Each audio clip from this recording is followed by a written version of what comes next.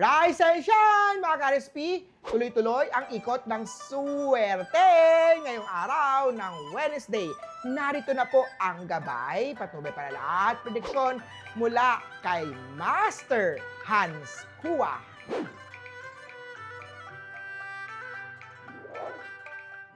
Simulan natin sa mga pinanganak ng Year of the Rat. May pagtatapat ng damdamin mula sa taong matagal nang may gusto sa'yo. Ang swerteng number ay 2, white ang swerteng color. Kay Ox naman tayo, may darating na offer ngayong araw. Pag-isipan ng maigi yan, green at 7. Kay Year of the Tiger naman tayo, magandang panahon na magbenta ng mga handmade or craft online, brown at 5.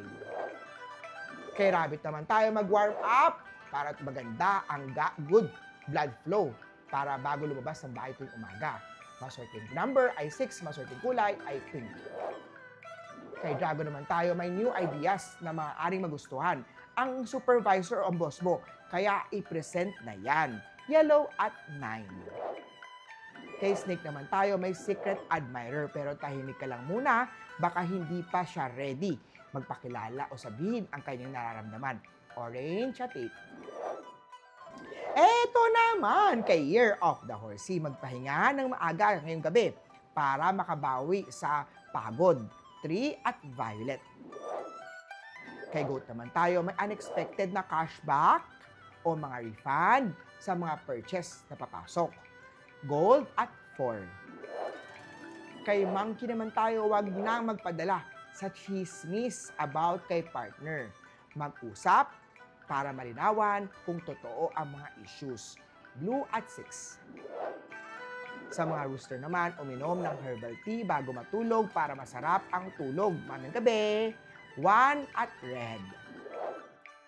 Eto naman, kay Year of the Doggy, iwasan munang gumastos sa mga wants. Unahin ang mga kailangan. Gray at 5. Kay Year of the Piggy naman tayo, may extra work ngayong araw pero may kasamang reward yan. Go, go, go! Lucky number ay 8, silver ang color. Muli po, ito po yung mga gabay mula kay Master Hans Kua na sa inyong mga kamay na asalalay ang inyong tagumpay. Kaya lagi tayo mag-think positive at manifest natin ang success. Mga ka-RSP,